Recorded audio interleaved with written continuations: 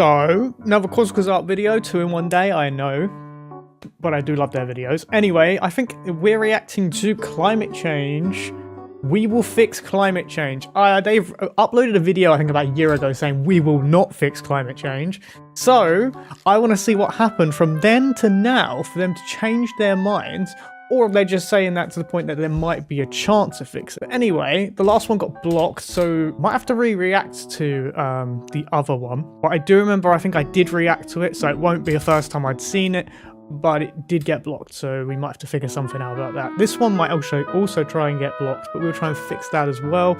Anyway, let's get straight into it. Because why are we going to fix climate change? And you said it wasn't possible before. Let's see what it is now. Our home is burning.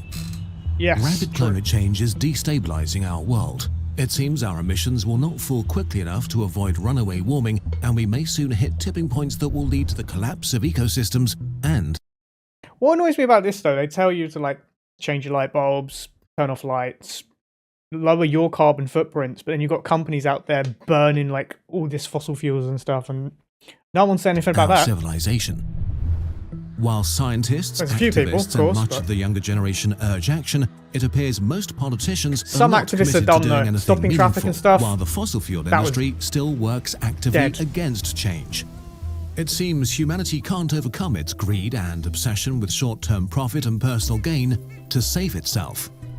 And so for many, the future looks grim and hopeless. Yes. Young people I think that's exactly what I just said earlier. Short-term profit and personal gain. It seems humanity can't overcome its greed and obsession with short-term profit and personal gain to save itself. Talking about earlier, like the and big companies. For many, the future looks grim and hopeless. Yeah. Young people feel particularly anxious and depressed.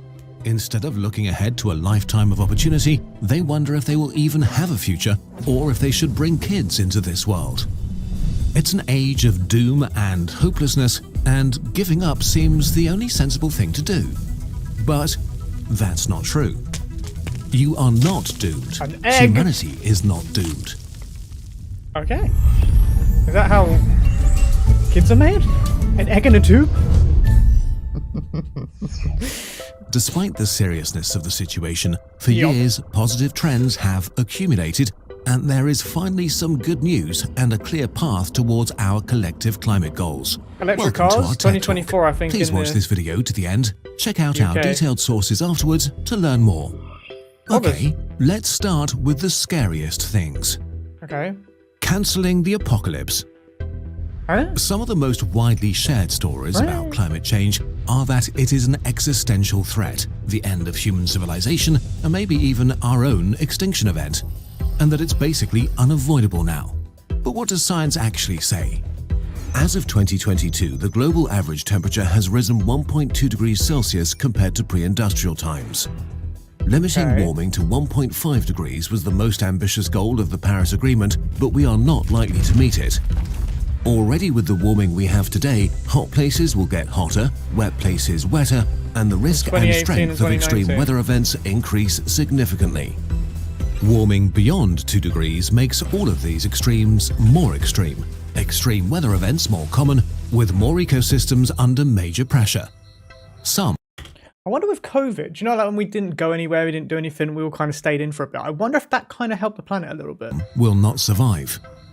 At 3 degrees, significant parts of Earth, especially in developing countries, might become unable to feed their populations. Heat waves will become a major global issue. Large-scale natural systems will break down. The scale and frequency of hurricanes, fires, and droughts will further increase and cause trillions in damage. How long are we talking away though? Like, subsistence farmers will be hit are we talking like 6 months? Are we talking like 67 years? Will need to leave their homes. In the 4 to 8 degree range, the apocalypse begins. The hothouse Earth, where things change so quickly that it may become unable to support our large human population, and billions may perish, leaving the rest on a hostile alien planet. A decade ago, for lack of action and perspective, many scientists assumed a 4+ degree world was our future, and a lot of public communication focused on exactly this future path. Luckily, it's much less likely that this version of the apocalypse will come to pass. All right. Well, If current climate policies stagnate, we're likely to end up with warming of around 3 degrees Celsius by 2100, which is 2000 scary and 2100? I won't even be around then. tragic and far from acceptable. But this is actually good Good luck, news. chaps. How? In the last decade, we've seen enough progress that most scientists now think that we have likely avoided apocalyptic climate change. Although luck. substantial risk still remains, we can pretty confidently say that humanity isn't going anywhere. Civilization might have to change, but it will endure. Which begs That'd the be question, sick. We lived on what has platforms of the changed ocean. over the last 10 years? And is this really good news? The What do you mean, is invisible it really shift. good news? You probably me good know news this and tell story. me, is it really good the news? last decade has been an immense failure for climate policies around the world. Instead of passing comprehensive, binding bills that would meaningfully reduce emissions, we mostly did nothing. A lost decade with one negative record after another. And this I don't story know the fact is he's in true, we. and it's one reason why so many people are giving up. But it is not the whole picture. Despite the lack of climate policies and ongoing lobbying and misinformation campaigns from the fossil fuel industries, there was a lot of progress. Let's go back 20 years to see why today is so different. Why does that keep doing Between that? 2000 My and mouse must be tangled. 2010, greenhouse gas emissions had grown by 24%, 3 times as much as the Okay. increase in the previous decade. Subsidies for fossil fuels aimed at promoting economic growth caused a colossal increase in their consumption. For developing countries like China and India, coal was the cheapest fuel for growth, Okay. while rich countries showed little interest in changing their ways. Oh, In really? 2010, many people expected these trends to continue. Instead of decreasing fossil fuel use, its consumption would rise. The next decade turned out to be very different, though. First of all, coal burning in developing countries like India has slowed down or leveled off, like in China. And it's Okay. plummeted in rich countries like the UK and Yeah, I was going to US. say, yeah. Since 2015, 3/4 of planned It's kind of unfair because we've already, like, our countries have already gained the wealth from doing that, where the other countries haven't yet. So I can understand why others would use it, but as us to use it, it's not really necessary. coal plants have been cancelled, and 44 countries can have go committed to clean. stop building them. So we can't really 10 years say ago, that anything would have against the other seemed like countries. wishful thinking, but today we can say with confidence, coal is dying. It's just not competitive anymore. Because technologies we thought would remain expensive matured Are coming rapidly cheaper. instead. Electric? Renewable electricity has shown explosive progress. In a mere decade, wind energy got 3 times cheaper. Solar damn. electricity is now 10 times cheaper. 10 Cheaper times? than coal or any other fossil fuel burning power plant, despite go. the massive subsidies and global infrastructure propping up fossil fuels. 25 times more solar and nearly 5 times more wind electricity is produced today Still quite compared with expensive 10 years though, even ago, if you're doing, which like, is 10 of course times cheaper. not nearly enough. Yeah. One of the That's what I'm biggest saying, still obstacles expensive. is the variability of their power output. nighttime Renewables it need a stops. lot of energy storage to be a reliable power source, like expensive batteries. Amazingly, battery prices have decreased by 97% in the past 30 years, wow. 60% Oh, wow. in the last decade alone, which will serve all kinds of green technology like electric cars. Imagine electric being free. You that'd might be say, fun. well, that's great, but didn't Kurzgesagt's last climate video say that while See, wind no, and solar that's what I was are on about, nice, yeah. we need nothing less than a fundamental transition of our global industrial system? Yes, Yep. but luckily the shift goes beyond just the energy sector. Throughout the example? economy, people are working on improving current technology to lower emissions. We're rapidly replacing old incandescent light bulbs with LEDs that are 10 times more efficient. In 2020, about 7 out of 10 new cars in Norway were electric or hybrid. In 2021, it was already Yeah. 8 out of 10. Oh, wow. And the list goes on, from electric heating and better insulation to ships traveling at half speed to save fuel. Wherever you look, Oh, really? you find Wow. scientists, engineers and entrepreneurs trying to solve some aspect of climate change. Enormous amounts of human ingenuity are being brought to bear on this problem, with more and more people deciding to prioritize preventing rapid climate change. Solutions for low-carbon production of cement, So what they're saying is the reason they said no last time is they didn't think people would want to change, and people want to change. electronics Kinda nice. and steel, and innovations like artificial meat and carbon capture are in the works. The more of these technologies we deploy, Sorry, the carbon cheaper what? new and Capture? better technology What's gets. that? The steel, and innovations like artificial meat and carbon capture are in the works. The more of Artificial these meat. What is technologies we carbon deploy, capture? the cheaper new and better technology gets. The cheaper they get, the more people use them, and so on. We can see the impact already. The domestic CO2 output of rich countries is falling without a major recession. Since the year 2000, the EU as a whole shows a 21% decrease, Italy 28%, the UK 35%, the whole shows a 21% decrease, Change in annual Italy CO2 28%, the UK 35%, Denmark 43%. But the Denmark, best go on. news may be that emissions are no longer necessarily coupled with the economic growth. In the past, this was an inconvenient truth. To get richer, you had to emit more. Yeah, which led that's to what fierce happened. arguments between developing and developed countries about the fairness of reducing emissions while their That's true. That's populations what I were was saying still earlier. poor. But in the last decade, we've seen that it is possible to increase prosperity without increasing emissions. Emissions in the Czech Republic. Wait, so it'd actually be smarter if a poorer country was to adopt electric now and be ahead of the curve, and then they could sell it. Dropped 13%, while They their should jump on that GDP straight grew away. by 27%. France reduced Okay. their CO2 emissions by 14%, while increasing GDP by 15%. Romania saw an 8% decrease and 35% growth. And even the largest economy on Earth, the USA, decreased emissions by 4% while growing their GDP by 26%. Sure, I'm proud of America. I'm surprised they even done 4%. Some of you may call this a numbers trick, that rich countries are just exporting emissions to poorer nations by moving the dirty parts of their economies like manufacturing. But even when we account for all of our imported goods, the numbers still look positive.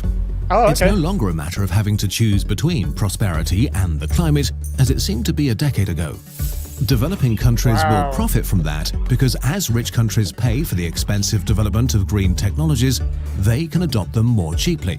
They can skip most of the high emission phase that today's rich countries went through. We are at the point where not decarbonizing is a bad business decision. And we haven't even really talked that's about pretty solutions like carbon capture. In 2000, it didn't really exist. Yeah. In 2022, that technology does exist In Sweden, right? Or Finland? Sweden, and costs around $600 to remove 1 ton of CO2 from the atmosphere. right? As investment pours in and the technology matures and begins to scale, they're not it's saying, likely but I that think it's these that. costs will I saw it on the plummet over the news. next few decades. So everything's fine then? Well, let's not get carried away.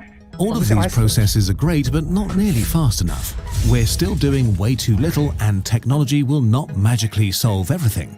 We need to use fewer resources and do. use them longer, design consumer goods that are repairable and durable, and decrease our energy requirements. We need much better infrastructure, agriculture, and cities. It will still be hard work, especially to get the right policies passed and enacted. Yeah, for the but a first year time ago ever, he was saying there it are wasn't a few possible. trend lines Now he's pointing saying solidly it's in the possible. right So direction. exactly, we're And going in the now right imagine direction. Just got to if keep all it of up. this was achieved without proper financial and political support, and despite fossil fuel lobbying, just think what humanity can do With the support. when climate change finally gets the political attention and funding it needs. That's So crazy. is it okay to feel That's like hopeful Flappy Bird again? as well. The situation is still dire and serious, so what's the point of focusing on this side of the story? So we need some positive. The trap of hopelessness. Yeah, Climate it's when you change think can there's feel no hope, you don't overwhelming want to do nothing and about make it. your future seem bleak. The sadness and hopelessness that many people feel is real and very destructive because it causes apathy. Apathy that is only serving the fossil that? fuel industry that is still delaying change however it can. In a sense, they have weaponized hopelessness. We are now Yeah. in phase 4 in the public debate about rapid climate change action. Phase 1 was climate change is not real. Phase 2 Wow. was Denial. climate change is real, but not caused by humans. Phase 3 was Acceptance. climate change may be caused by humans, but it's not that bad. Wow. Phase 4 is Denial climate change acceptance. is no longer avoidable. We are doomed, and it doesn't matter what we do. Doomer. If we want the world to change, we first need to believe that change is possible, and we have an abundance of evidence that it is. Changes to our industrial system are gaining momentum. Technology gets better and cheaper. Climate change has become a key issue in most free elections. As more and more younger people move into influential positions, they prioritize climate change and work on new solutions. In 2022, most governments not only acknowledge it, but set their own net zero goals in democratic and autocratic countries. Sick. The results of years of fighting a steep uphill battle are now clearly visible. The pressure needs to keep increasing to make sure that the promises made today are actually kept. Yeah. Climate doomerism is the equivalent of giving up, even though you can still prevent not just the worst case, but also mitigate most of the bad things, make changes in time to adapt better, and prevent the poorest from suffering. That is why hopelessness and apathy are so dangerous. If the last, in many ways, wasted decade has shown anything, then it's that progress is being made, and that dire scenarios are just predictions, not our sealed fate. As of 2022, based on current global policies, we will end up in a 3 degrees world. Now it's our job to yet again prove the predictions wrong, despite how serious and urgent things are. To turn that 3 degrees into a 2 degrees and then see where we can go from there. For that, we need hope. And we hope we gave you that today, at least a little. That you feel that things are serious, but also that you have a future. That you can have kids without dooming them or the world. That taking action today is worth it. And that despite powerful industries doing everything to delay it, society is changing. If you need a more concrete roadmap of what you can do personally, we're working on a follow-up video to talk about that in greater detail. Doomerism, inactivity, and weaponized hopelessness are the only trump cards left for the powers that don't want change. Don't let them win. Let's go, baby. We're still excited about the future, and we think one of the best things you can do to keep your optimism and curiosity up is to learn new things. If you don't know where to start, our friends from Brilliant.org have got you covered. I know it's one of them. Brilliant makes maths and science accessible and fun with a hands-on approach. More than 60 interactive courses like The Joy of Problem Solving or Scientific Thinking give you the tools to crack problems in maths, science, and computer science that are all designed to get your intuition going and give you plenty of aha experiences. When you start adding letters in Lessons will surprise you with storytelling, code writing tasks, and interactive challenges, basically using whatever keeps you interested and entertained. All the content is interactive. Instead of just reading and listening to explanations, you drag and drop, manipulate shapes and diagrams, make selections, and answer questions. This way you learn something almost without you noticing it. And tiny step by step, you'll build up your long-term understanding of science and get closer to your STEM goals. To start looking at the world of science from a different perspective, go to brilliant.org/nutshell and sign up for free. For free? And there's an extra perk for Kurzgesagt viewers. The first 200 people to use the link get 20% off their annual membership, which unlocks all of Brilliant's courses in maths, science, and computer science. At Kurzgesagt, we love to create things that seem impossible at first. Brilliant can help you acquire the skills to do that. Let's go! We're not doomed! Earth has a hope. And that hope is power. Okay, that's the end pretty much. That's a good video. That's a pretty damn good video. I liked it. I liked it. Very good. Very good. Okay, I'm gonna eat my chicken. See you in the next one.